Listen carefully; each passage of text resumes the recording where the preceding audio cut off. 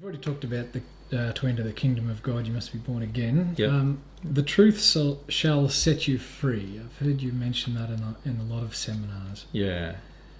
The truth is an essential factor with receiving love. It's like, as I described in a very recent talk that I gave just a month or so ago, when a talk called Relationship with God, The Way, I called it.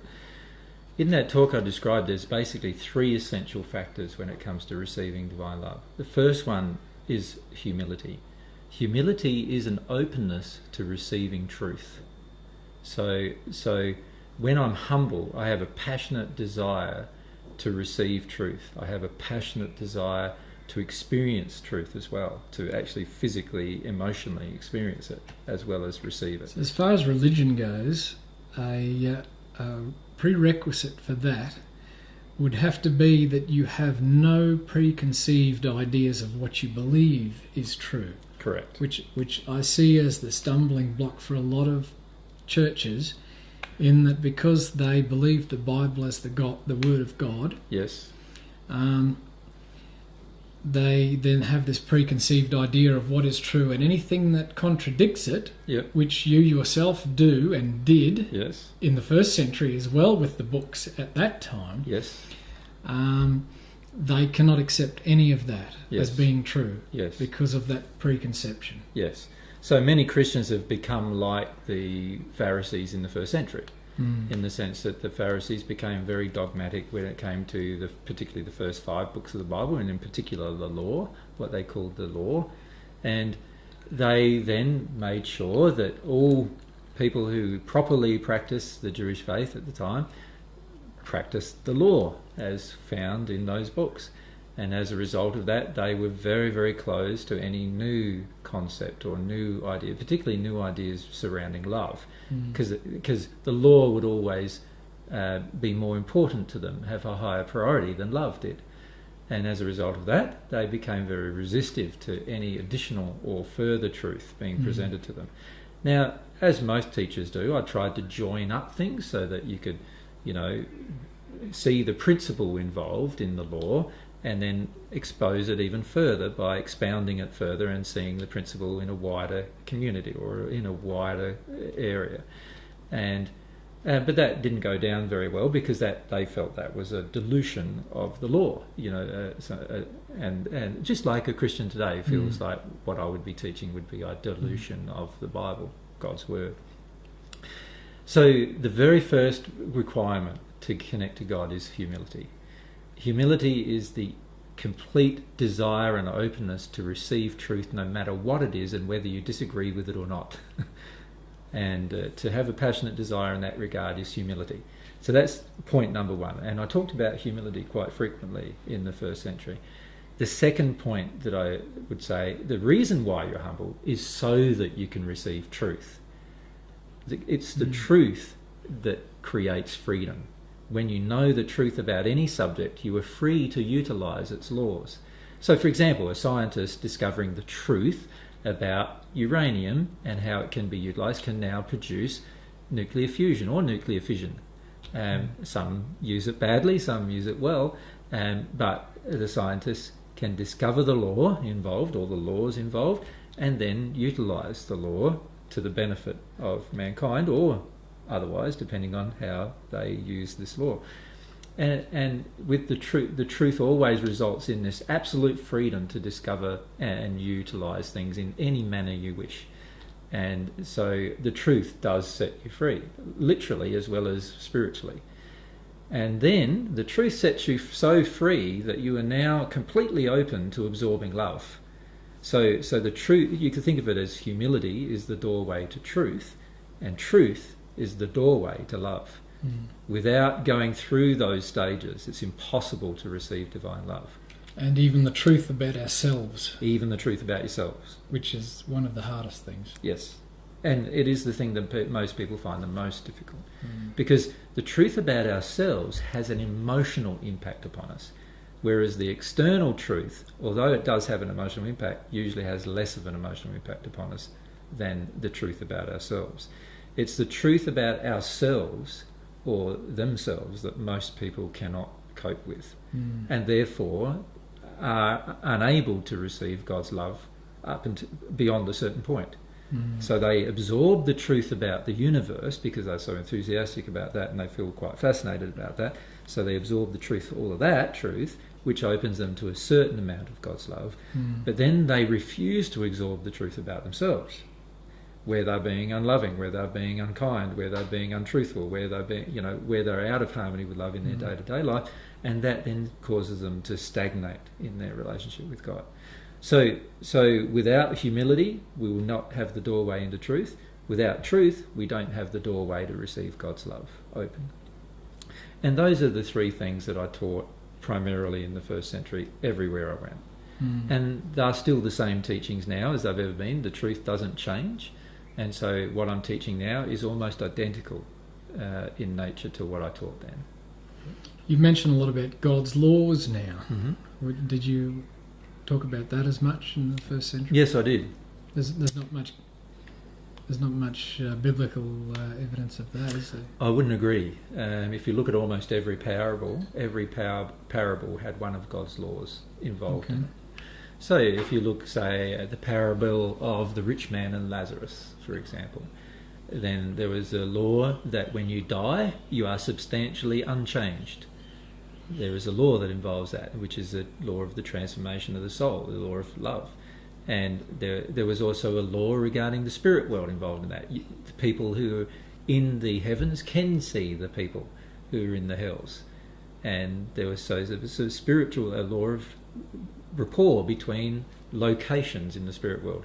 That illustration also pointed out that there was different locations in the spirit world, locations that are dependent upon the condition of the person and how they treated other people while they were alive.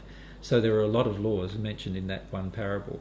The way I used to mention them was not I didn't tag them so much with a what you would call a label nowadays. I mentioned the law in a practical situation or environment, which I often do nowadays as well. But in addition to that, I also give them a name, which I didn't do as much in the first century. Okay. All right. The forgiveness of sin. How did you explain that in the first century? Exactly the same way as I explain it now, and that is that God always forgives our sin, but we have to go through a process before it will transform us. The forgiveness of sin transforms us. And we also need to learn how to forgive others, because if you can't forgive, you will always eventually embrace the law of eye for an eye, tooth for a tooth. And that law has detrimental and devastating effects on humanity.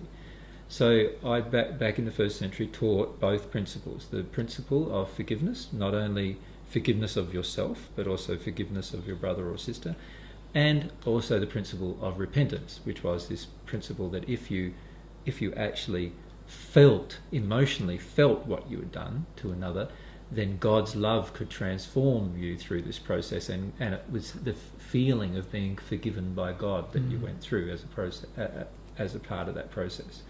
Yeah. And I discussed those things with people in the first century at length. Yeah. The sins of the fathers are visited on the children. Yes, I definitely talked about that. That's what you would call, and if you think about it now, what I'm trying to do is explain how that occurs. And how that occurs is if you like, the sinful or the unloving emotions that are retained within the parent have an impression upon the life of the child to such an extent that the child absorbs them and it becomes a part of their soul, which causes their own degradation of their own body. So in other words, it causes all disease and all sickness. And these principles I taught in the first century, and I'm teaching now as well. And the terminology I'm using is a little different now because the background of the people that I'm speaking to is a little different now. Many of them have some kind of spiritual awareness or understanding. Many of them have some kind of, Christian or New Age or Buddhism or Hindu or some other kind of background where I can compare things with. In the first century, because I had a more limited scope of teaching, I could only compare it with the teachings of Moses, which was what the basis was for the Pharisees' belief systems. and most of the Jews who I was speaking to belief systems, and some of the Samaritans' belief systems also were based on that. So that's why I focused on the comparisons with that particular religious system. Nowadays I've got a larger scope to work with, in that there's a comparison of different religious systems that I can work with, and I can incorporate many of those understandings in order to help people understand the truth about the particular thing that I'm teaching, and help them come from where they are, from their perspective, into accepting that truth as much as I'm able. So the key with teaching a lot of times is helping a person go through this humility barrier, which is the barrier to receiving new truth. And the way that you can do that is by connecting to them on the current truths that are in their current way of life, or their current religious circumstances, or their day-to-day experience, and then drawing them in to see how it's different to what they thought, through a process of showing them how it's different. Does that make sense? And it's a similar process I used in the first century, but the scope was different because I had a more limited audience. Now, your teaching of the truth obviously put a lot of people's noses out of joint. Yep. And you've related the story of the clearing of the temple, but a little bit different to the biblical story, in that you were not the aggressor. No. I've played Jesus in a play, Yeah. in a musical, and I did the upturning of the tables. I had longer hair and looked a bit more like you, and portrayed a very angry, and you weren't like that at all. No.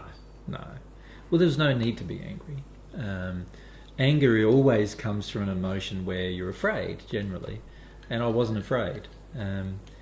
And I didn't actually upturn the tables either. As I have explained about the issue, all I did was yell out at the top of my voice about how wrong the entire temple system was in terms of how they were fleecing people. And all I did was point that out. And as people do have a habit of doing, once the truth is pointed out to them, they feel quite strong about it and quite emotional about it, and many of them got quite angry as a result.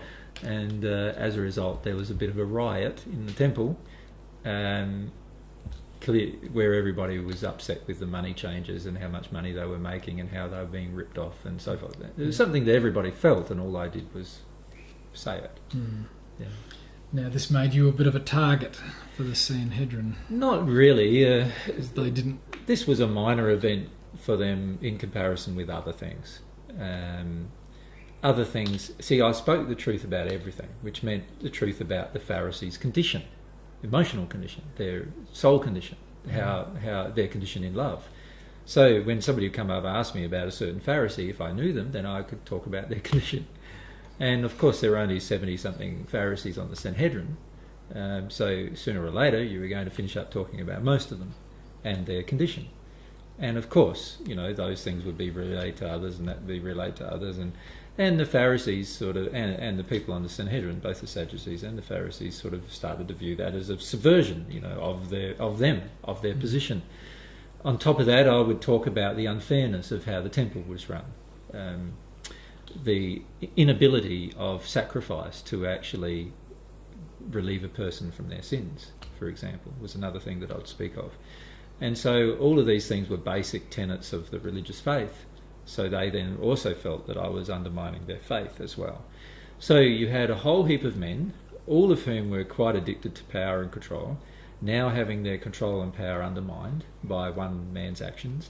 In addition, you had the whole system of things which often put a lot of money into their purse. In the case of the Sadducees, many of them received up to 2 to 3 tons of silver every single year as a result of the taxes that they levied upon the people.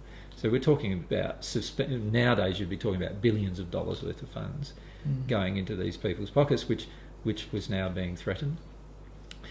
Their own personal condition was being undermined, in the sense that I was now exposing that they were like whitewashed graves, on the outside all appearing good, but on the inside with quite malicious intent. And on top of that, I was speaking about the truths of something that they couldn't really understand, the truths of love, this whole principle of love, and that they started to see that if love was practiced by everybody, that they might not even have a religious faith in the end to defend. And so there was quite a lot of problems, as you can see, and quite a lot of discussions the Pharisees had, of which my father was privy because he was a member of the Sanhedrin. So, and eventually I found out about it. Of course, my father wouldn't tell me everything that was said. He would just give me an indication, they're not very happy with you, and this is the reason why, and you shouldn't do that anyway. That was his opinion too. Up to this point, he felt in quite a lot of disagreement with me about many of these issues because he felt I was undermining his faith. Yeah. So Josephus is the historian, one of the, I think the only historian outside the Bible that mentions your existence as a miracle worker and a healer and a teacher of a great renown, and that you were revered after your death. Miracles aside from healing, were there any of those? Well, it depends what you classify as a miracle, I suppose. Anything supernatural, like, I guess... levitating things, all those kind of things. Well, the reality is, while I was aware that such things could be done, I didn't see much point to them from a perspective of teaching people how to become more loving. In fact, I viewed them almost, and I also viewed many of the miracles this way, as almost a distraction from teaching people how to become more loving. Because most of the time they would finish up focusing on the miracle and not on the love that created the miracle. So then you'd have a clamour of people wanting to be healed from all of their different ailments, not understanding how the healing had occurred. And therefore when I didn't heal those particular ones, they'd be very angry and upset with me, because I couldn't heal those ones because of their demand and their anger and their rage, and they weren't in a space where I could heal them. That's only a person who's in a humble, truth desirous place that you can actually heal, who has faith. And so what eventually would happen with a lot of the so-called miracles that I did was that they'd be blown out of all proportion in terms of turning me into some kind of god-like cult figure, and on top of that distorting my message, which was a message that love, and if you come to love, you can do these things for yourself and others. And unfortunately what would eventually happen is many people would come to me demanding a miracle, which of course could not then be given, and that would also then often distort the message, because they then felt that I was being selective with how I was using my powers and so forth. So there was a lot of confusion about the truth, and so I took every opportunity I could to explain how it works, just like I do nowadays, and often explain at length. But unfortunately, when people are emotionally in turmoil, they don't really want to hear the explanation. They just want the healing, or they just want the miracle. And this is a problem when you're teaching the truth, when you're teaching divine truth. You're not going to give people the miracle just for the sake of the miracle. And so I often feel, and still feel, that while miracles are going to occur and will occur in the process of becoming at one with God and afterwards, if they become the focus of attention, then I see a problem with that, because now we're not in a space of love but in a space of demand. So now your death, I've heard you describe at some length. We probably don't have time to go into all of that, but you said it you haven't got to my meeting Mary yet, or anything? Oh yes, I had that down. Actually, yes. When was the first time you met Mary? Can you recall the first day you met Mary and where that was? Yeah. She was in Magdala, the city or the town in which she lived. She by this stage she had a very checkered history. When she was young, she was abused by her father. She eventually became pregnant, and her father then sold her as a prostitute. she gave birth to a child which she lost through a process that she can describe. She then had a long series of very traumatic events sexually that occurred to her, that eventually caused her to become a prostitute herself, and she became quite a widely renowned one as well, because she became quite angry in her prostitution, which meant that she finished up being quite overt sexually, and people were just fascinated by her sexually.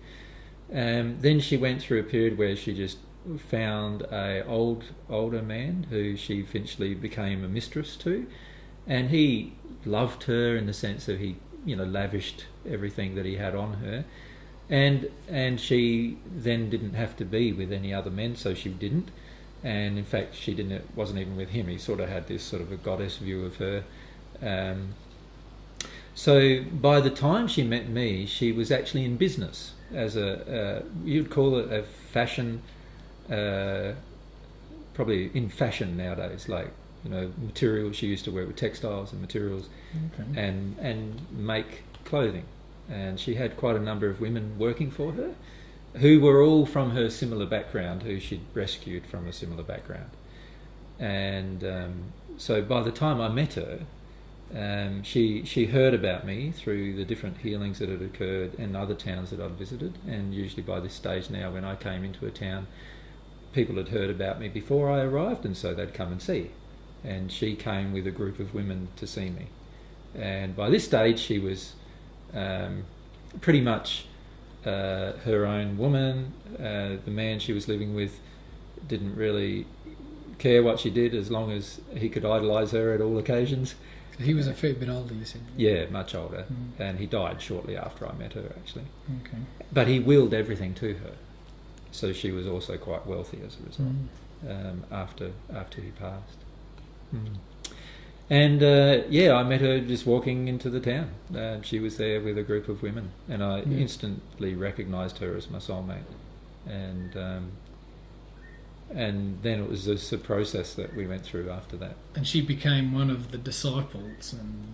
Well, it wasn't quite that simple. There was a whole series of events surrounding Mary and her past history and so forth that affected what happened. And also her emotional condition that affected what happened before I finished up marrying her. So how long was it before you married her, after you'd met her? Well, we spent nearly 3 months together initially, not sexually, because I wouldn't engage with her sexually because of her emotional injuries regarding sexuality that she was trying to control me with. So she was trying to use her sexuality to control me, and I wouldn't engage with it. And eventually she got very, very angry and upset with me, and she had sex with a couple of the disciples so that I could see it, and in a way to punish me. And then she felt so ashamed of her actions that I didn't see her for 1 year after that. And she went home and dealt with a lot of her emotions about sexuality and my feelings for her and things like that. I explained to her that I loved her during that time and so forth, but she was always now used to being able to manipulate a man sexually. And on top of that, because she had a checkered history and she was well known of having a history, many of the disciples who followed me left me after she became my wife. So they refused to follow me after that. So they saw they'd picked out some other women that I should be with, which I knew weren't my soulmates, so I wasn't with them. But the disciples felt that I was very wrong making the decision to be with Mary, and they often tormented Mary when I wasn't around as a result. And many of the women and men treated her very badly, so badly in fact some of the men eventually after my death raped her. Some of the so-called Peter raped her after my death, 2 days after my death. Even though she was your wife, yeah, and he was so-called somebody, a so-called friend. Yeah. How did that play out later on? When you say later on? When you spoke to him about this after he'd passed? Well, yeah, obviously Peter had a lot of quite dark emotions that he passed with, and he spent some time in the hills after he passed. until he was willing to face his own emotional condition, as everybody has to do when they pass, if they don't do it before then. And so he had quite a dark condition to face. He'd raped my soulmate. He'd raped other women as well, quite a number of them. He's quite an angry man. He had a terrible viewpoint of women generally. And so he actually passed. I wouldn't be hanging out with these guys. Why were you? Why were these men? Don't sound like suitable character to be your company.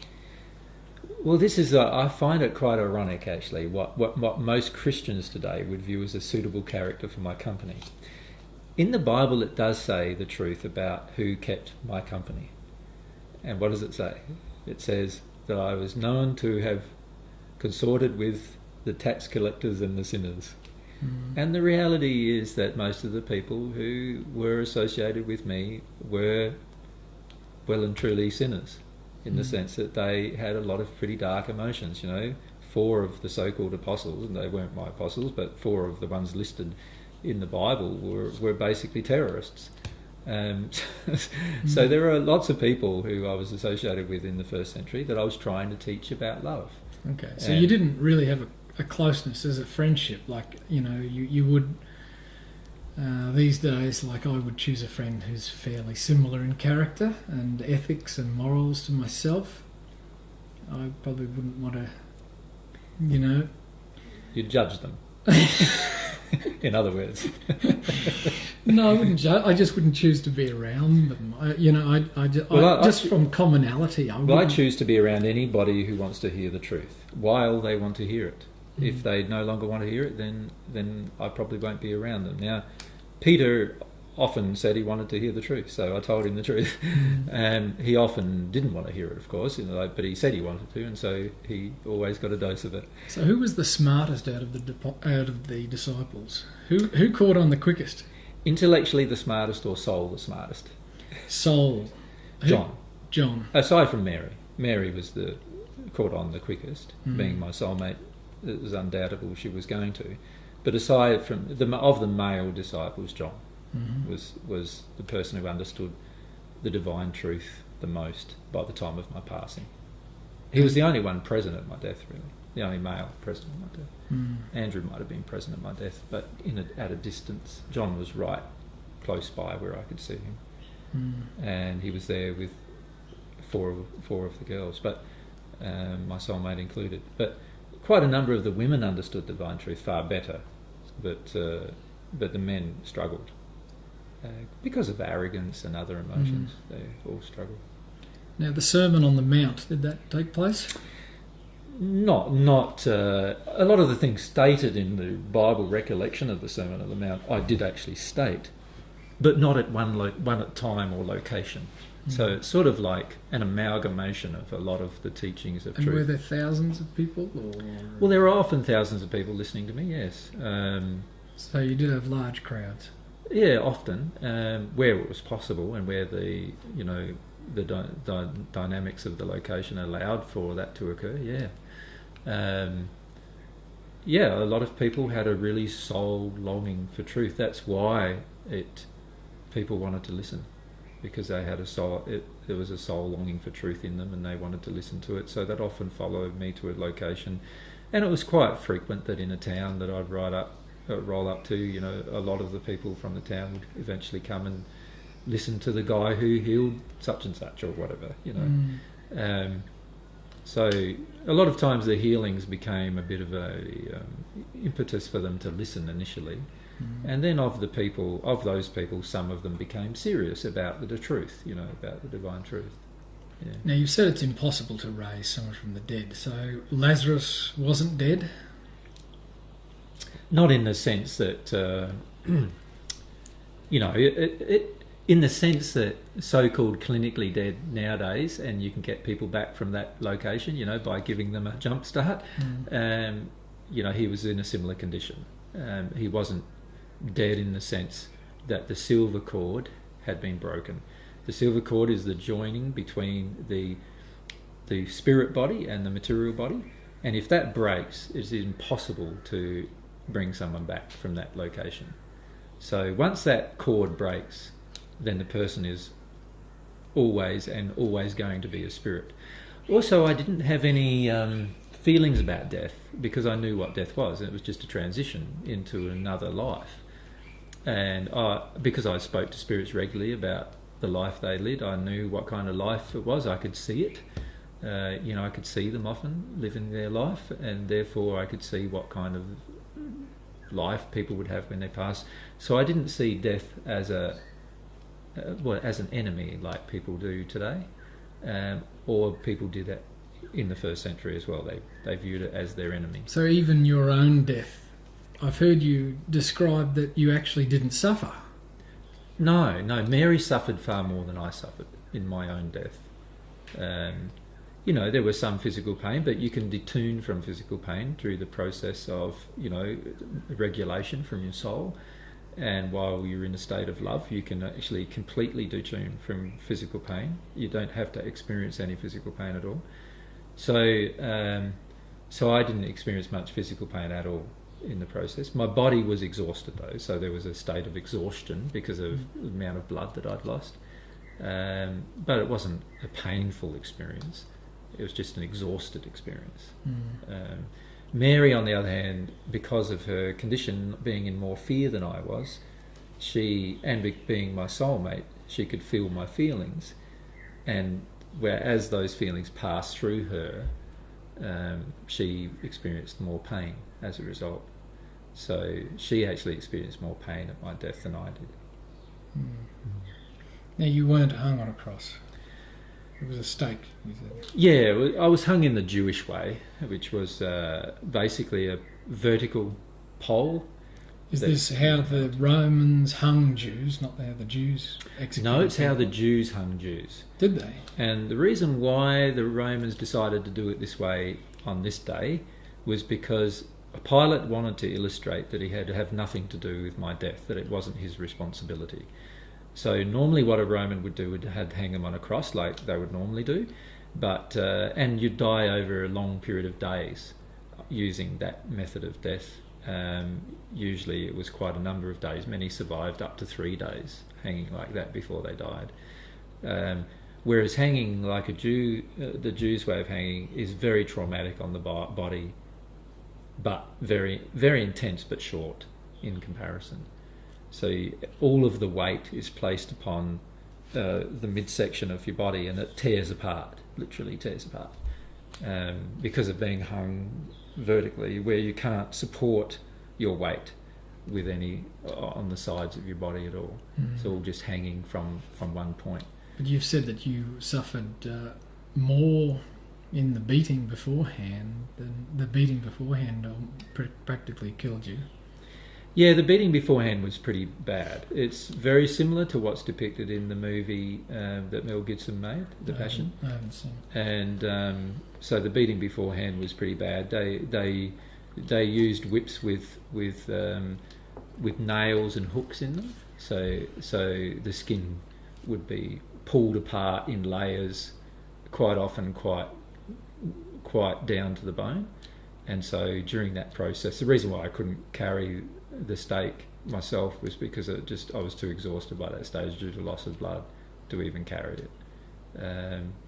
So that was that's certainly more intense. And there's also the projection of emotion that was going on at the time. So you've got quite a number of people around you laughing at you, deriding you, and while they're ripping your body to pieces as well. Now, I've heard you say that you didn't have to, you chose. You could have escaped the whole thing if you wanted to. But I'd escaped a number of other times. There were quite a number of attempts in my life during the time that I was with Mary. And, I'd been stabbed a number of times. They'd sent some assassins to assassinate me a number of times, the Sanhedrin had. And in each case, the assassin, there was, due to their own law of attraction, the assassin never got to a point where they could kill my body instantly, and so I could heal it straight away. So I actually healed my own body a number of times from different assailants. But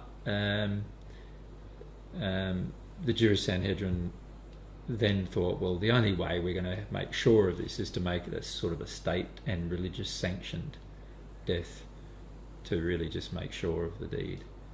And so they gave up sending assassins, and actually John by this stage had passed, John the Baptist, and he actually came to tell me the night before, the night that I was picked up by the Romans, and brought to the Sanhedrin.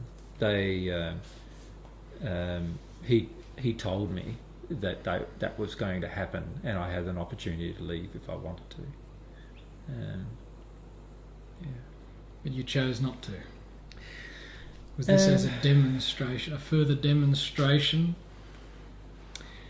Well, things were sort of reaching a bit of a crescendo in terms of the belief systems of all of the disciples. Most of the disciples were not following my teachings. They did not have much faith in what I was actually saying. They were listening to me, but a lot of it was out of fascination rather than conviction. In addition, there was the additional problem that the things that I was saying, while they sounded wonderful and while I could heal myself, nobody else could. And so there was this tendency for them all to start treating me as if I was somehow unique, that they weren't capable of the same particular things that I was capable of. And so they had this tendency to dismiss their own progression, to dismiss the fact that they could actually do it themselves, to get closer to God. Many of them had not relied on God at all up to that point. God was really an intellectual concept of which they really did not have any emotional connection to. And the majority of them had not received any divine love at this point. So aside from Mary, John, and some of the women, but not many of the men, most of them had not received divine love, so therefore had not changed very much. And I was looking at all of these issues and looking at, well, how long is it going to take before somebody actually embraces the principles of truth? And so the only consideration I had really was Mary. Like, I wanted to spend time with Mary.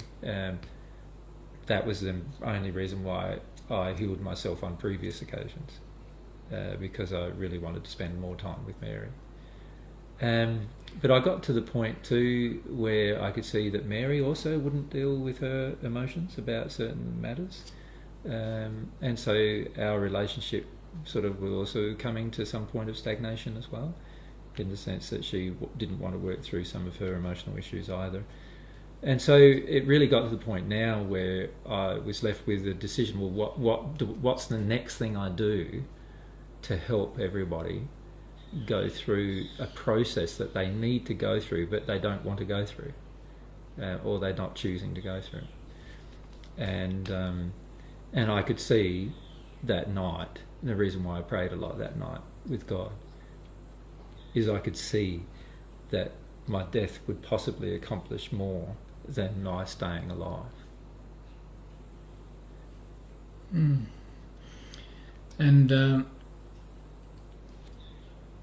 okay. Can you see why? Oh yes. Yeah. See, when I died, all of a sudden the real emotions of everybody became present, and the people who needed to cry cried, and the people who got angry, and the people who had no faith got some faith. And there was just this whole process that happened quite rapidly after my passing, in the 50 days after my passing, and to such an extent that God's love flowed into groups of people at a time, which never happened before I passed. So before I passed, God's love would flow into individuals occasionally, based on their passion and desire for truth and their humility, but generally, even collectively, it wouldn't happen because there was just so much resistance to the truth and resistance to humility. Whereas after I passed, they were so gutted by my passing. The spirits who were present at the time still call it the great loss. So even my spirit friends in the spirit world still refer to it as the time of the great loss, because For them, it meant God's love was lost as well. There was this feeling that God's love was completely lost to humanity as well. But it had the opposite effect. So it had this opposite effect of them going into grief. And as a result of their going into grief, God's love could flow into them. Their openness to their emotions and their humility allowed God's love to flow. Yeah. And so for those 50 days afterwards, many of them received quite a lot of divine love as a result. And as a result of that, things changed quite rapidly after then. More so than if I'd not passed. If I'd not passed, it would have maintained or been much the same as it was before. So it did have the effect that you thought it probably would. Yeah, it did have the effect that I thought it would have. The downside, of course, was that Mary and I were separated. I didn't see the birth of my daughter and quite a number of other things. Yeah. Now your resurrection. So where did they take your body after that? Well, firstly, they just left my body on the stake, and by this time Andrew was near John, and there were the girls, my mother, my aunt, one of my aunts, John's mother, Mary, and a couple of Mary's friends were all there. They saw me die, and then they removed me down from the stake. They had to do it before the Passover began. The Sabbath began. And so they all worked on my body. They took me down before that began, and then they embalmed my body, which was the custom. So with basically just with oils and perfumes and so forth. Now, and I watched all of that occur, and watched Mary's grief. Now you said that you've dematerialized your body. Now this is where I get a little bit lost. Yeah. This is not something that I'm over familiar with. Well, when I was alive, I realised that a person who was at one with God, who understood God's laws, could understand the laws governing matter. So you could materialise and dematerialise things. In other words, you could bring matter together to such an extent that it forms a solid shape. Or you could disintegrate matter into their individual atomic structures, so making it look like it's invisible now. So in other words, it will disappear. And I realised those kind of things when I was alive. I didn't see much point in teaching them because I felt my primary purpose was teaching about love and this connection with God.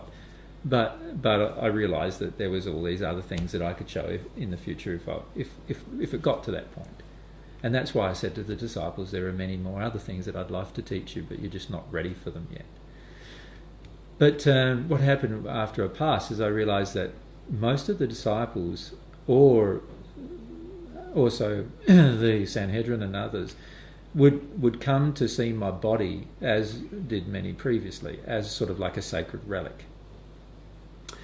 And this was not something that I could see as very advantageous to the divine truth. But also I wanted to illustrate that death, the transition that death brings, which is a transition into a spirit form, which can materialise a body whenever it wants. So what I was trying to illustrate was the ability for a person in a spirit form to materialise a physical form any time they want to, if they wish to use it. So there was no limitations of death. In other words, there was nothing you couldn't do when you're dead that you couldn't do when you're alive. I wanted to remove death as an enemy, because death, and the human race still views death as the enemy. That's why you threaten somebody with death and they'll do almost anything, because they see death as the enemy. They don't actually see moral issues or any other issues as enemies, but they see death as. So what I wanted to do is illustrate that death wasn't an enemy. In fact, for many people, death actually turns out to be a very great friend, because it relieves them of all sorts of problems in their earthly life and enhances their experience and enhances their life. So what I decided to do, and it was a personal decision that I made, was to dematerialise the body so that none of the disciples could be attached to that body, and also that everyone would see the principles that I was trying to teach them when I was alive about death. that there was such a thing as life after it. And the only way I could see doing that is to dematerialize the body so they could see I'm not using the same body, but it's still me. Mm-hmm. And then materialize a number of different bodies and appear to different ones of them. So when you say materialised a number of different bodies, Mm-hmm. is this why Mary didn't recognise you? Initially, yes. Initially? Physically couldn't recognise me because it wasn't the same body. So what sort of body was it? Well, I just materialised another man, like another body, like the one I have now is just a material body, and I just materialised one that looked different, but my personality was still there, obviously, and Mary recognised that as soon as she began talking to me. So, and as did most of the disciples, whenever I started talking. And when you materialised a body for Thomas, Mm-hmm. you materialised a body with injuries because he was down. Well, in that case, I materialised a body that looked very similar to my original body, but I actually had the holes. I materialised the body with the holes in my wrists and my foot and my feet, because he was struggling. Thomas was my brother, and he was struggling to understand that I could be resurrected or living still.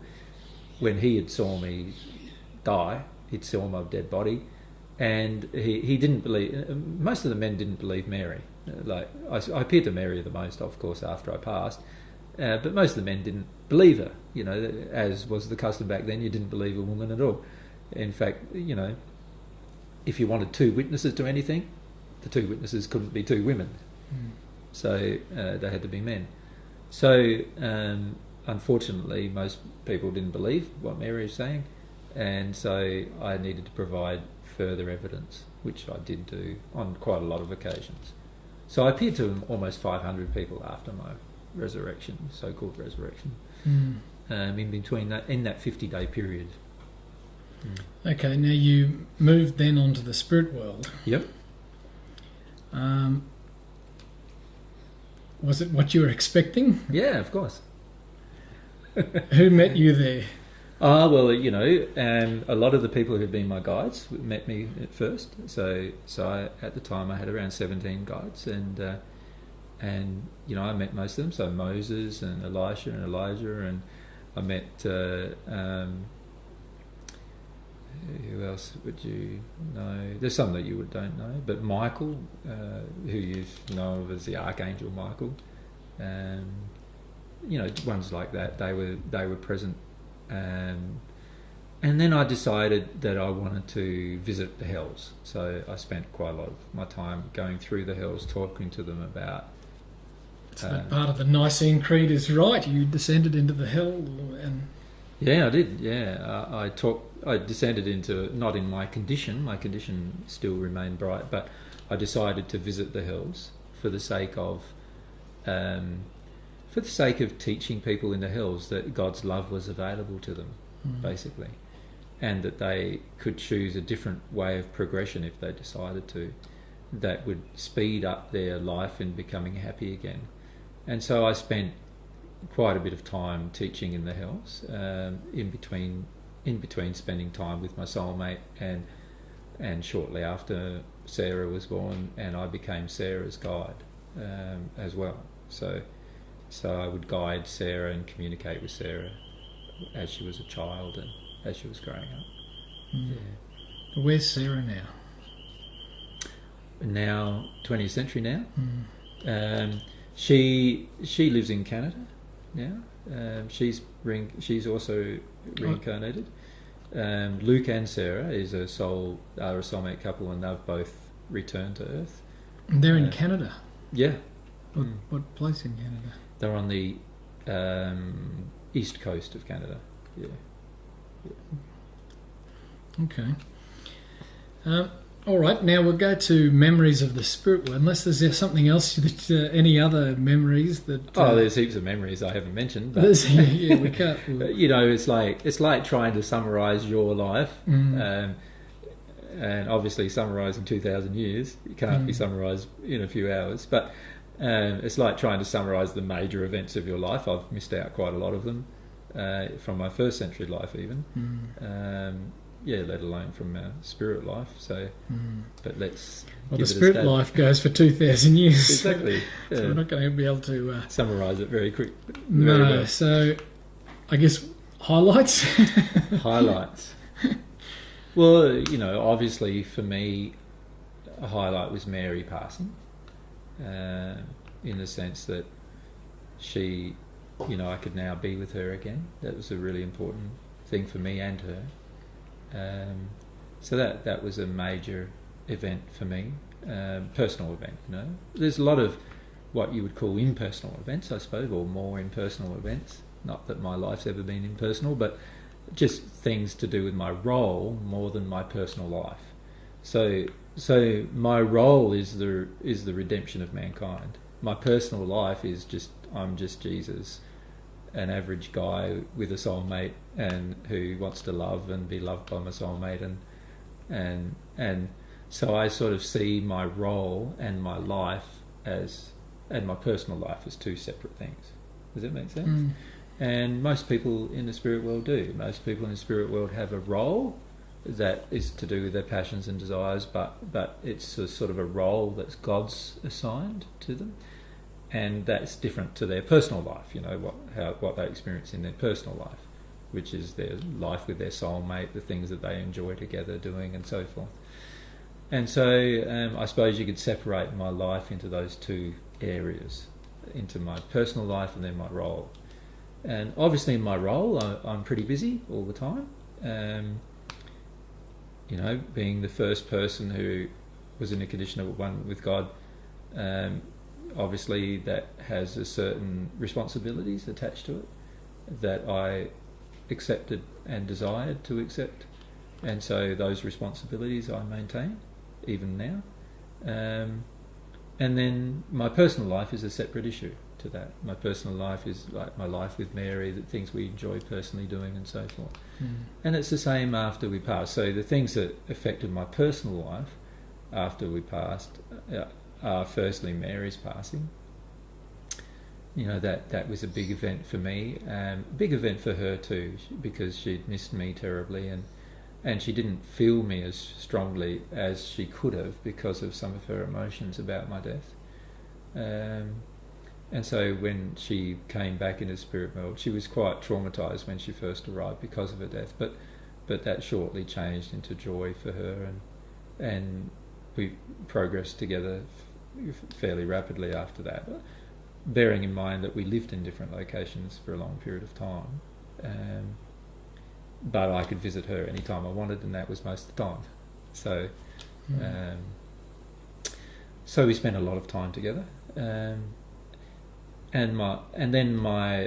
Shortly afterwards, actually about a month later, all of my grandchildren passed, and Luke passed as well. So that was sort of another sort of like a milestone in a way, caring for the grandchildren when they passed and helping them understand the principles of the spirit world, which they didn't understand as well as I did or Mary did. So we sort of became their surrogate parents to a large degree after they'd passed. And then Sarah's passing, our daughter's passing, was another sort of milestone, personal milestone. And then by this stage, a lot of the disciples, so-called disciples and apostles, had passed. So, we met up with them in the spirit world, assisted each one of them to become at one with God in the spirit world, because none of them had done that on earth. And as this happened, I was also always learning as well. So I was also always progressing to another dimension, and any time I learnt anything new about another dimension, I'd set up some things to teach to the people in the previous dimension so that I could show them how to reach that location through their condition. So that was basically part of what I liked doing personally, besides my role. What about, I guess people on Earth would be interested in historical characters who have passed that you've met, and you said you haven't talked to everybody, you don't know everybody. Just because you're Jesus doesn't mean you know 6 million people. Well, there's literally like 40 or 50 billion people you know, that I'm aware of in the spirit world at this point in time, and you know, that come from this earth, and yeah, I don't know them all, obviously. No, a lot of them know me, either by sight or by reputation, but I don't know them, you know. So yeah, it's not always easy to. Who has made the most dramatic transformation since passing?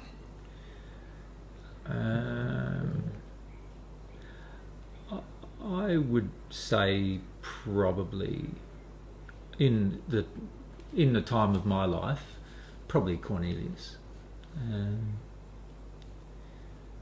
He was in a very dark condition when he passed, and most people in that condition when they pass would remain in the hells for thousands of years, and he was in the hells for around 50 years, and it's pretty unusual.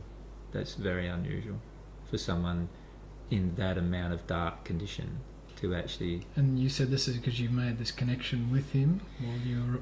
Yeah, it's partly because of that, but it's also partly because of his nature. You know, his nature is, yeah, he's a very humble person in his core, you know, his core nature, and he's also a very, like, he has a lot of very big desires as well. So, combination of humility and the desires caused him to make changes, and probably pretty rapidly. So, of all the disciples, he would have passed in one of the most difficult conditions, and yet changed the most rapidly. He was the third. His soul pair was the third one to reach at one with each other. So, given his condition on Earth, that's a fairly amazing thing. When you consider that there's 22 dimensional existences to work your way through with all these lessons in love that are involved with each one of them, you sort of start to, and once you start doing it yourself, and once you pass into the spirit world and see what it means to do that, you'll see how great a transition that is. And so he would have to be one of the people who I feel like made probably some of the biggest transitions I've seen. Yeah. There's others like Herod himself and also Nero. Those two passed in very dark conditions, and once they found the divine truth, Nero only relatively recently, but Herod found it quite early. But once they made their transitions, you know, their transitions were quite stark as well, because they were quite very, very dark characters historically. Yeah. And famous people like Socrates and Plato and Martin Luther you've mentioned, and you know, obviously Socrates and Plato I've met through their association with John. John was the person who assisted them with divine truth, but you know, through my association with John, I've actually spoken to them and spent time with them, obviously. Luther, well, he's had a fascination with me while he was on Earth, and so it was highly unlikely that he wouldn't meet me in the spirit world unless he didn't long for it, and he did. So, and very early in his passing, so he passed into the hells, but he was quite rapidly progressed after that, because of his desire for truth and his desire to learn about love. So he's got a lovely nature and character. He's got a very investigative nature as well. So that always appeals to me as a character. So yeah. You mentioned the Buddha. Yep. What's his name? Gautama. I haven't spoken to him. No, you've said I've attempted to. You've tried to, but you haven't been able to get close to him. No. Because he doesn't even see himself as an individual. No, he has this intellectual concept of himself, which is that he's become all in all. He sees himself as, he doesn't see himself as an individual, but rather as a collective, and he feeds off of the energy of all the projections from people in the spirit world and on Earth. But he's still a sixth sphere spirit, yeah. and that's as far as you can go on the natural love path. That's correct, yeah. So he will not be able to progress any further until he sees himself as an entity again, and until he actually starts connecting it with it emotionally. And I don't know when that will occur. I've had many attempts to connect with him while I'm on Earth again, but each one of those attempts he ignores. So there's not much that can be done under those circumstances to talk to him. There are others that who are renowned historically in different religions that I have spoken to, who have made transitions or who have been associated with certain religious movements here on Earth, who have made transitions. But the Wesleys, John and Charles Wesley. Yeah, they're both in the celestial realm. They made a transition pretty rapidly after they passed. Most people who were sort of Reformationists on Earth in the Christian faith have made progress fairly rapidly because they had this investigative openness to new truth. And once they passed, they realised that a lot of what they believed was truth wasn't truth, and so then they just re-engaged that investigative nature, and the Wesleys both did that. So they re-engage that investigative nature, they accept more truth, and then they realise, the truth that they believed on Earth wasn't true, and they go through this process of, feeling some remorse about what they taught, but they were also very passionate about now teaching the truth in its true, unadulterated form, and so they progress quite rapidly generally. Yeah. So most of the Reformationists have progressed and are now in the celestial realms. Some presidents are in the celestial realms, US presidents, for example. Which ones? Well, Abraham Lincoln is, for example. Yeah. You said that famous people find it difficult when they pass over. Many famous people do, particularly famous people who have been relying on the fame as an emotional crutch for their life. They find it very difficult. People who have been heavily engaged in sexual immorality on Earth find it very difficult to progress, usually for a long time, because they still engage in behaviour in the spirit world, and most of it's addictive and very damaging, and so it also prevents them from ever finding their soulmates or anything like that. So they can never, and they can't ever become at one with God while they engage in that behaviour.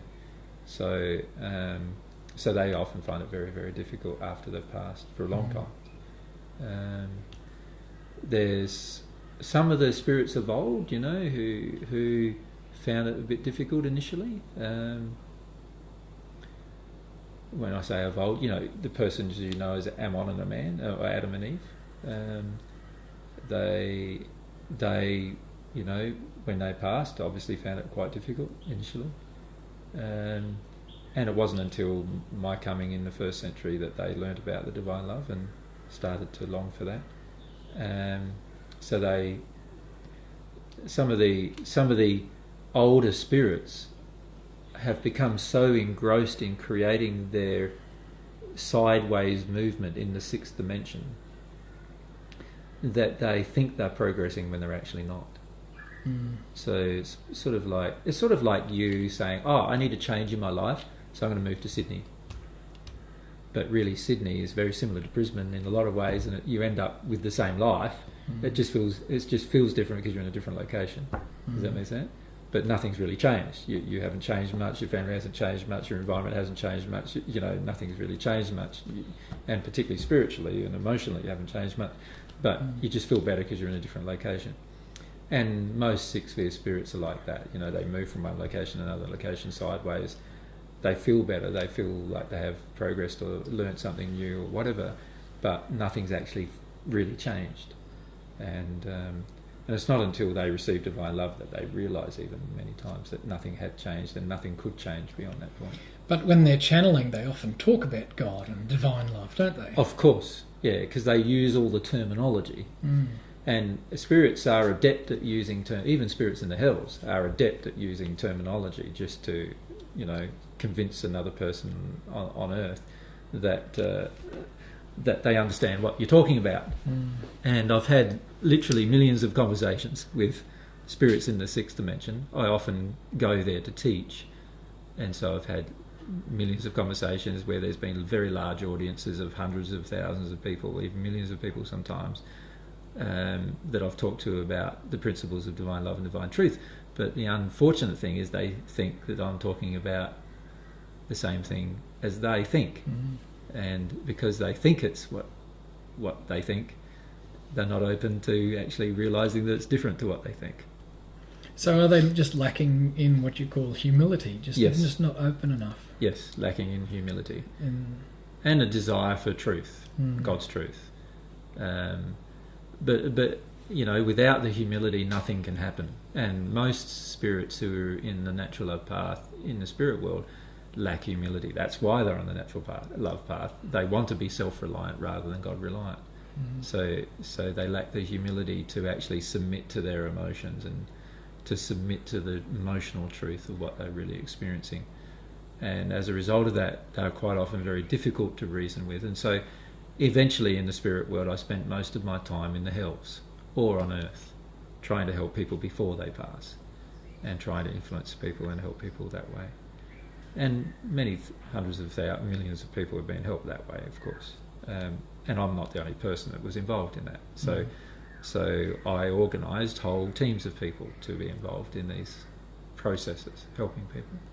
Yeah. Okay, now we better start to finish up. So we'll get on to the last one, which is basically your current life and purpose. Now, anyone can go onto YouTube and check this out for themselves, basically.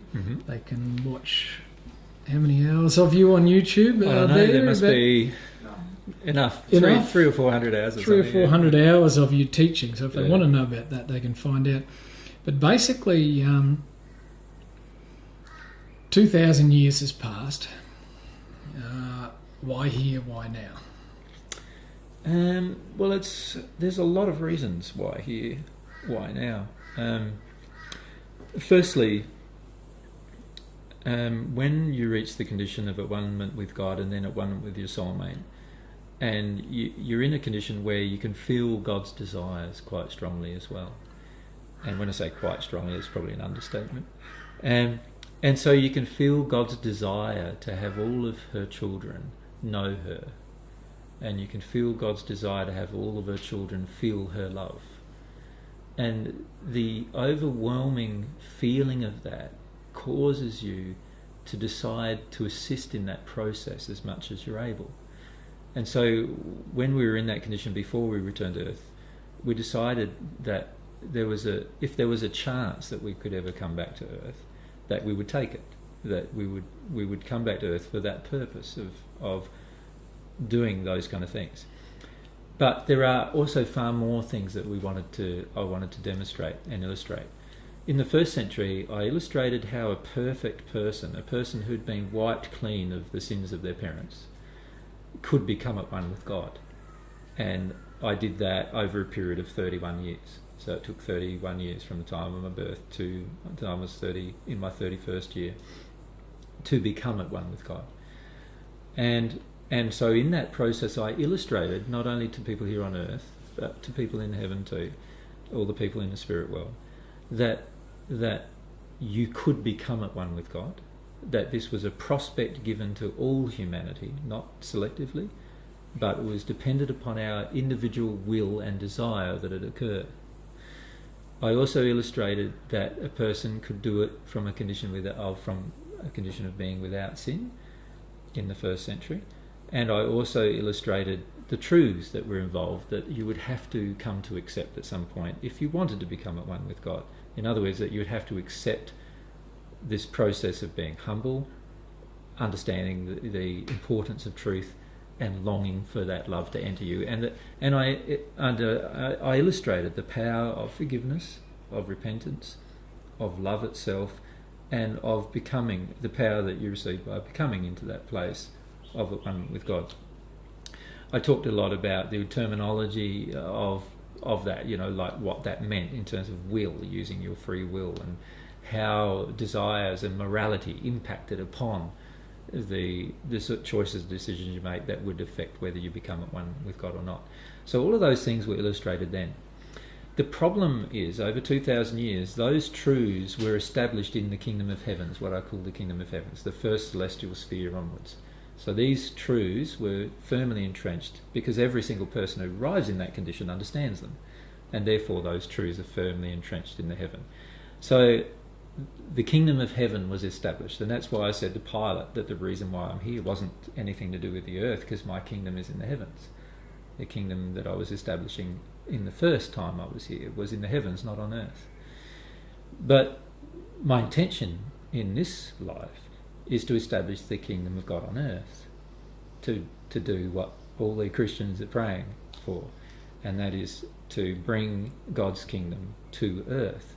And the way that happens is the same way as it was brought to the heavens, and that is by people becoming one with God while they're on earth. Not just one person, but thousands of people, or even millions of people, or even potentially all of the human race becoming at one if they so choose, if they so chose. So the primary purpose of returning isn't just, there are individual purposes to my return, but there are also big picture, what I would call big picture reasons for the return. And those big picture reasons all revolve around also illustrating some things that have never been illustrated before. A number of them are, one, firstly illustrating how a person who is imperfect can become perfected on earth. So not a person who's been cleared of their sin, but rather a person having sin and not having it cleared by any other means than going through this process that God has designed for them to go through to become perfect. Secondly, a woman on earth has never been in this condition. So one of the things I would, have loved to illustrate is to see a woman become at one with God while on earth, so that the divine expression of femininity can be presented to earth, because that's never been presented before. There's also a changing of all of the earth's structures and all of the earth's intentions to bring everything into harmony with love. So bring politics into harmony with love, religion into harmony with love, economics into harmony with love, environmental things into harmony with love, the way that we live our lives into harmony with love. And the best way to do that is to illustrate it live, rather than talk about it, is to actually show it. And so that requires a lot of myself personally. I've got to be in that condition myself to illustrate it, and then help other people get into the same condition so they can illustrate it. And when you have a number of people in their condition illustrating this, now we have some momentum where people can see the truth being displayed right in front of their eyes. So what I'd love to see is living examples all over the planet of what it means to live in harmony with divine truth and divine love, being at one with God. And if you can imagine that all over the planet, you would have a living illustration. You wouldn't have to talk about it anymore. You could have to go, you want to see what living at one with God looks like? Go and see Joe Blow over there. He's at one with God. And you have a look at his life and you'll see. He doesn't even have to talk about it. You just have to have a look at his life and you'll see. And there is also some other things that I'd like to accomplish while I'm here. One is, I would love to see all the people in the hells finish up leaving the hells. So that means there's currently billions and billions of people still in the hells of the spirit world. And while I'm on earth, I have a great opportunity to talk to them, a far better opportunity, in fact, than if I'm in the spirit world. Well, mostly because they have more rapport with people on the earth than they do in the spirit world. They look down rather than up. Okay. We often do that ourselves, and that's what they do. So they concentrate their effort onto the earth, and so I'm one of the people on earth, so I can actually engage this effort that they have, whether it be negative or not, and actually help them through a transition. So there's this process of, and that I can see is God's desire too, is to roll up the heavens like a book scroll, is a quote from Isaiah. And as you roll it up, the different dimensions that exist, the dimensions of the hells all get rolled up, and eventually there's no hell. Nobody passes into a hell because everybody's condition has changed, so there's no need to pass into a hell. And then, of course, eventually nobody will pass into anything other than the sixth dimension or above, depending on their choices that they make. So there are quite a lot of fairly large agendas or goals that I have. I'd call them goals. I wouldn't call them agendas, probably just goals. I'm not going to be disappointed if they're not accomplished, but and I'm very reliant on God. I know how important God is in the process of these things being accomplished. But these are personal desires that I have that I would love to see accomplished, and that I know God wants accomplished. How could you see them not being accomplished? Well, there's always the potential of my not dealing with certain emotions, for example, which prevent me from becoming at one with God, which would prevent quite a lot of these things being accomplished. There's my death, which a lot of spirits are clamouring for at this point in time, which would possibly prevent some of these things from being accomplished. There's the resistance of the people around me that can cause a lot of negative things to occur as a result of their misunderstanding. It's a bit like in the first century, a lot of the Jewish Sanhedrin misunderstood my desires because my disciples misrepresented my desires to them. And that happens quite frequently now, where people I know misrepresent my desires to other people, and so therefore they get misinterpreted, and that has its own attraction. So there are a number of things that are potentially able to occur. I don't feel strongly they will, but it depends a lot on my staying humble, my staying loving of truth, the basic principles that I'm teaching everyone that I've got to live. How much work do you think you've still got to go on yourself? On myself? Well, it's really not work on myself, it's allowing God to work on me. So I sort of see it not as having to work on myself, but rather allowing God to work on me. God's love will transform me. I've just got to allow the transformation. So there's 5 or 6 primary probably emotions that I've got to address, that I can see that I've really got to address soon for things to change soon. For things to change soon, I've got to address them soon. And as I make those changes, it'll be easy to see that they've been made once they've been made. For me, firstly, but also for anyone around me, because it was going to be easier for them to make the same transition after I've made it. So I've just got to continue working through my own issues of lack of humility. Because if I was completely humble, I'd already have made the transition. So I've got to work through what I'm resisting, what resistance I have to truth in certain areas. And there's some of the areas I have resistance to truth in are issues about my own identity. Still got resistance to truth there. I've still got some fear about... What do you mean still resistance about your own identity?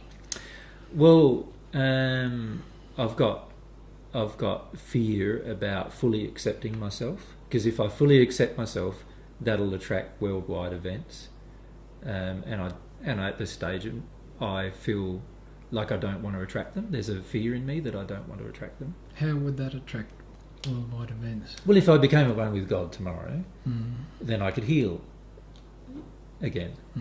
Now, very rapidly after that, it will be well known that I can. And then there'll be more media and more other attention and more scrutiny and so forth and so forth. And before you know it, the fear I have, which I need to address, is before I know it, my life with Mary might be so impacted that we don't get hardly any time together, and all sorts of things may occur. Do you see? So a lot of my fears are surrounding fully accepting myself and allowing what happens to happen, rather than trying to manage what happens. Does that make sense?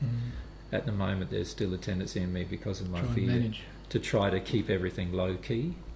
Because while I keep everything low key, I get some space for myself and time for myself, and can understand and that. so forth.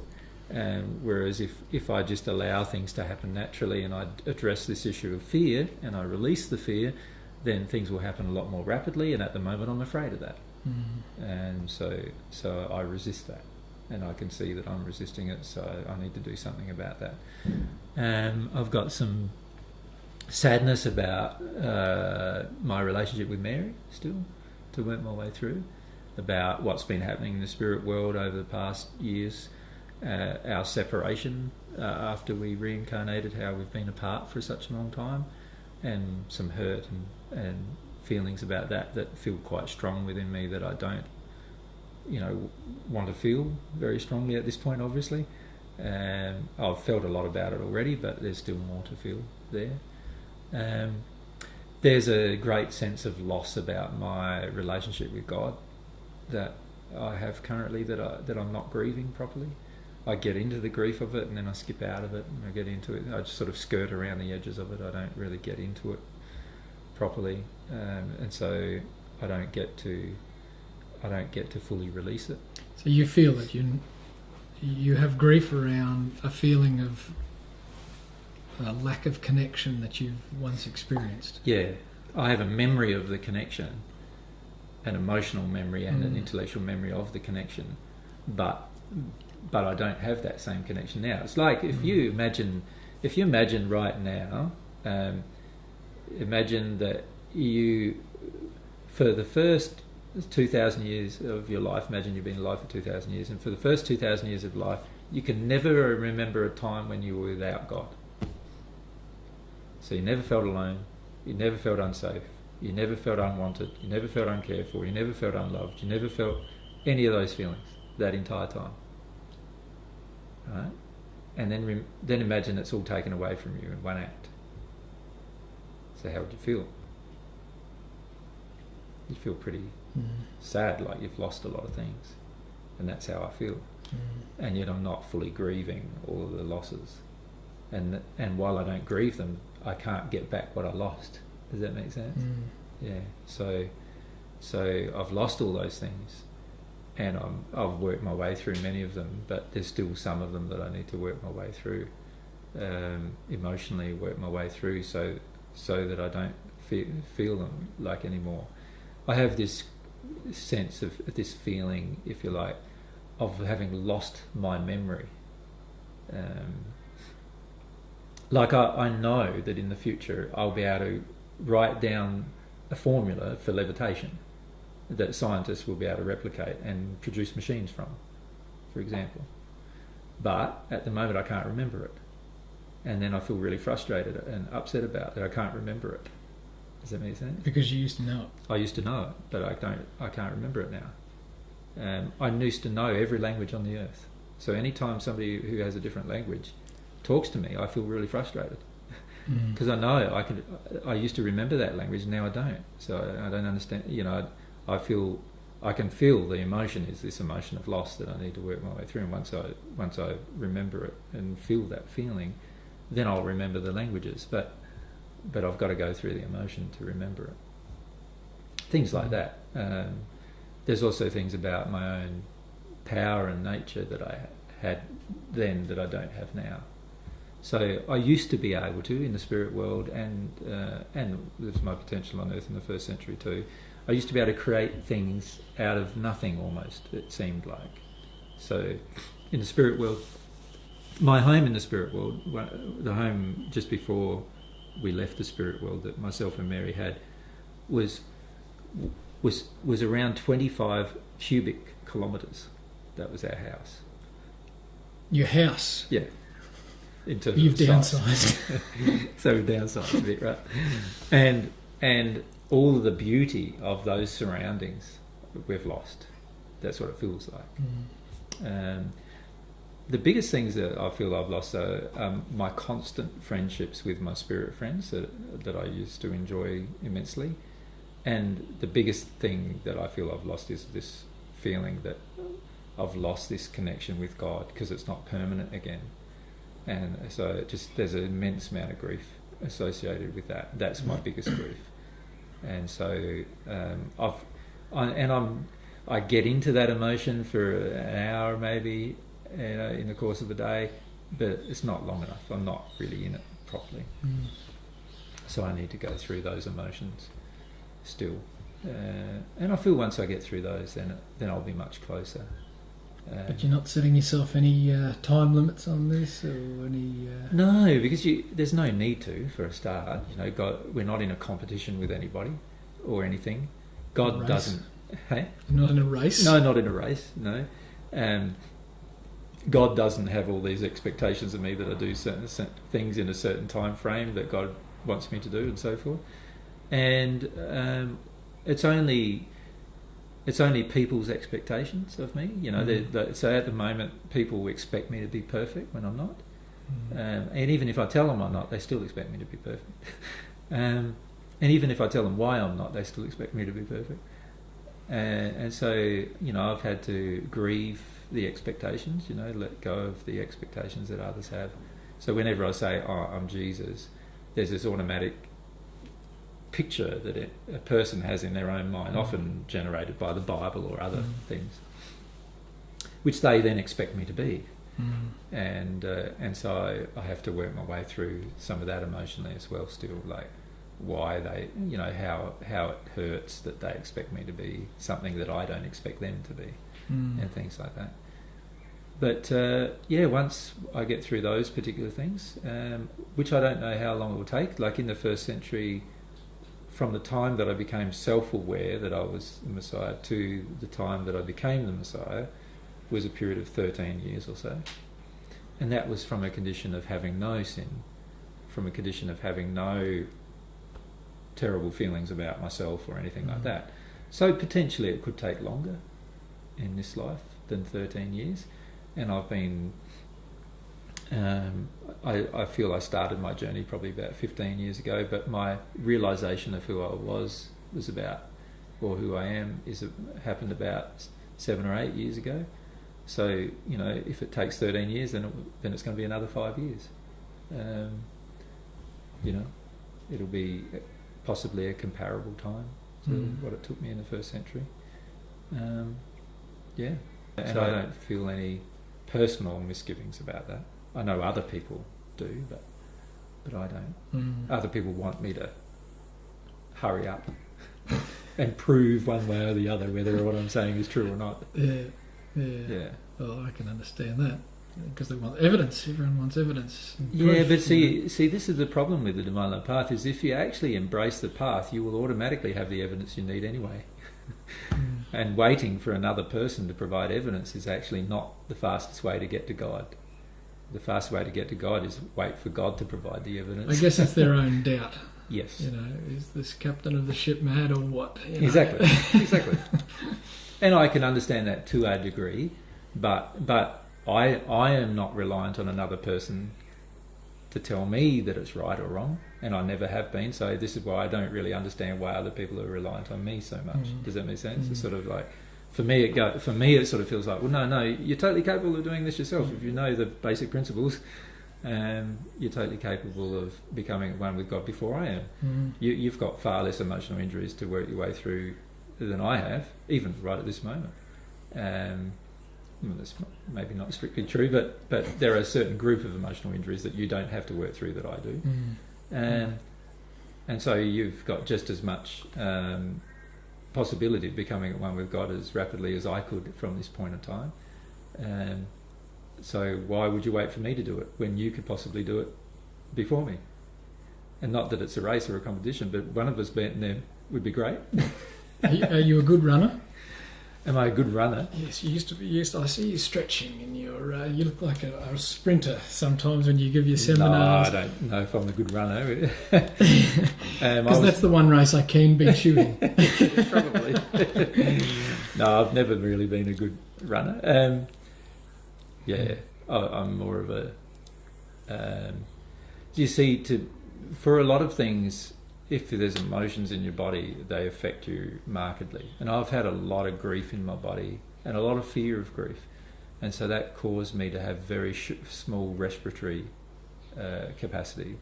So when I ran long distances, I really struggled. Now I don't, but I used to. And the development of the lower half of my body is undeveloped because of the emotions that I'm storing in the fear in particular that I've stored in the lower half of my body, which will repair itself once I'm at one with God. But some of those fears are still present, which affect my development in the lower half of my body. So after I've dealt with those things, I expect I will grow 2 or 3 inches probably, and and be capable of running better than I currently am. And you beat me at a race as well. But I don't have any feeling of it's all got to happen yesterday. I don't sort of feel like I have a lot of patience with the process and trust in the process, I suppose.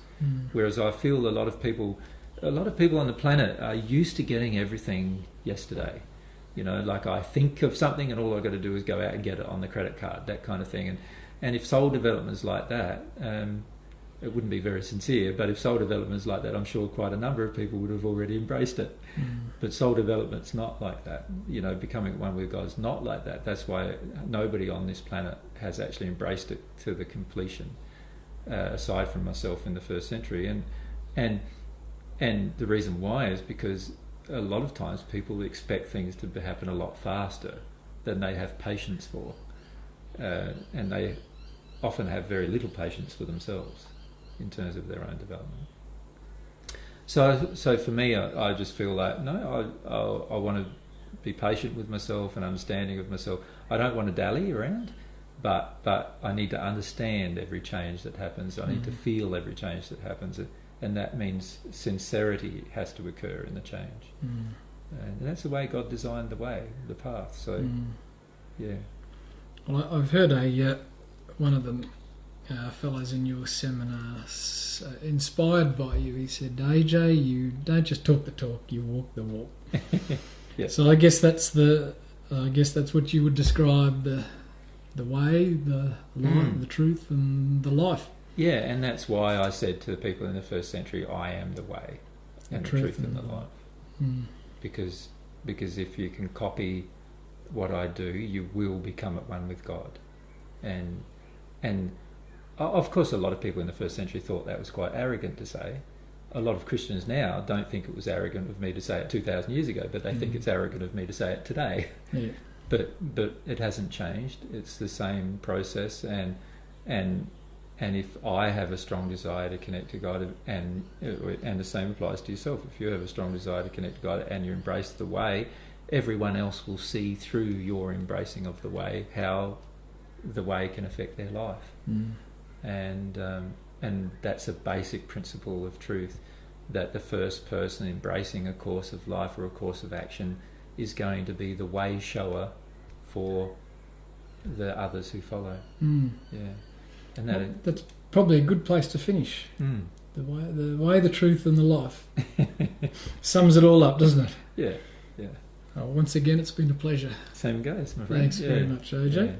Yeah. How are you finding this whole process, Jeff? Loving it. It's. Is the camera off? We can leave it on, can't we? You don't mind explaining to how you're finding it, Sweden? What started off as a study of you Yep. has become a study of me. Awesome. That's exactly the underlying goal. Yeah, I'll be totally honest. I came out here to study you psychologically. Yeah. As probably someone else has before, and I thought, this is, I have an interest in religion, I have an interest in psychology. Here's someone who is melding the two together, who has a lot to say, who is clearly not a madman. Yeah. As even Millikan said in his blog, he's met 3 Jesuses. The other 2 were mad. This guy is clearly not mad. He sincerely believes he is Jesus. What started off for me as a study of you, listening to you and observing your expounding of the truths that you call God's truths, have resonated in me, especially with a lot of things that I thought previously in my life, 20, 30 years ago, where I detached from the church because I didn't really have... I was like Jonathan Livingston Seagull, sort of flying by myself, and I didn't really find a home. So I left. I left the church because it didn't appeal. It didn't resonate with me. Yes. But Yeah. there were certain things that I tried to teach, like you were trying to teach to the people in the church, but they just said Heretical. I needed to be prayed for. Yeah. And so I basically just left. And yes, but since meeting yourself and Mary and putting some of these truths into practice, which resonate as a truth, Yeah. it's turned into a study of me, Yeah. Yeah. which is good. Which is the underlying goal. It's about your personal relationship with God, your personal relationship with yourself, your personal relationship with other people, in bringing it all into harmony with love. And this is what I find fascinating about the divine truth. You learn the externals, and eventually you're forced into being introspective and looking at yourself in the process, and it's just wonderful. So my friends keep saying, is he really Jesus? Is he? I say, I don't care anymore. It doesn't really matter. You know, I'm not interested going down that line anymore. Yeah. The experience that I've had is probably what I would have expected if I'd met Jesus. You know, there's a truth that I can see as a truth. Yeah. And there is a truth that I haven't seen before that I need to explore. Yeah. And there is a confrontation. Yeah. A personal confrontation. An internal war, if you like. Yeah. Almost. And that's what I would have expected. Yeah. And it's that internal war, I feel, that the majority of people are afraid of embracing. You know, they're afraid of really embracing this process of personally growing into a new condition, into a new state. You know, that we like safety, and no change means safety to us most of the time. When actually, I find personally that if you don't change, then you're in an unsafe position, because you can only ever be what you currently are. And that's a sad thing if for the majority of humankind. That's a very sad thing, to only be what you currently are, when you have so much potential to become something completely different if you just embrace a process that God designed to embrace in the first place. Yeah. Yeah. And it brings a little bit more, because I think we all have a yearning for a purpose. Yes. And to know that there's a purpose. Yes. And like I said, as Richard Dawkins says, that he believes the universe operates out of pitiless indifference. It's not very comforting, is it? You know, I'd like to think that there is some sort of reason for my personal development. And I think we all do. We want to know that there's a reason, and that when we die, it's not just all going to dissolve. Yeah. And of course every spirit knows that when you die it all doesn't dissolve. So that's an instantaneous change that you make as soon as you pass. Generally you realise, my life hasn't dissolved, I'm still here, and I've still got the same thoughts, and I've still got the same memories, and I've still, my body's a little different. I wonder why that is, but you look much the same generally as well. And so the majority of people after they pass instantly accept that one truth, which is that there's no death of the soul, if you like, or no death of what people are referring to nowadays as their consciousness. But the key is to take that further, I feel, like to actually enjoy your life, not just be afraid of a transition, or afraid of death, or afraid of living life here or in the spirit world for that matter. Yeah. And also the humility angle of being open, not just to truth but to emotion. Yeah. It seems like everybody's walking around crying in the process, but as you say, leading to a fuller experience of life. Yes. Like the girl in the seminar who had suffered sexual abuse at a young age. She was now, because of that experience and that emotional injury, was incapable of having a relationship with a man. Yep. And so there is a whole experience that until she's dealt with that emotion, that's right, there's a life experience that is denied to her. Yeah. And I can see how you say that, okay, it's the same with our relationship with God. Mm-hmm. You do the same thing with these emotional injuries, because she also, over that period of time with those injuries, then constructed a whole pile of preconceived ideas about men. Yes. And this is why she couldn't connect with men, because men are only after this, they're only after that. Yeah. And these are ideas that other women don't have. Yes. Yeah. So they're obviously false, but Exactly. in her mind they're truths. Exactly. Yeah. But and this is where I think the big failure of New Age religion is. You know how New Age religion has this focus on, it's all truth. You know, it's all your truth, my truth. It doesn't really matter, does it? You know, they have this idea, but the reality is it does matter, because the truth, God's truth, will always free you. It sets you free. The other so-called truths finish up binding your life into this place of fear that we finish up living most of our life justifying, but never really experiencing our life fully. And I find that's quite sad. And this is where I find that religious viewpoints and teachings, even New Age, which I feel is a religion, even science is a religion, and all these, what I'd classify as religious viewpoints or beliefs, finish up defining our possibilities when God designed our possibilities to be endless. And I find that that's a sad fact about human life on earth, is that because we limit ourselves so much through our emotional experience, we finish up shutting down all the potential possibilities that we have. Yeah.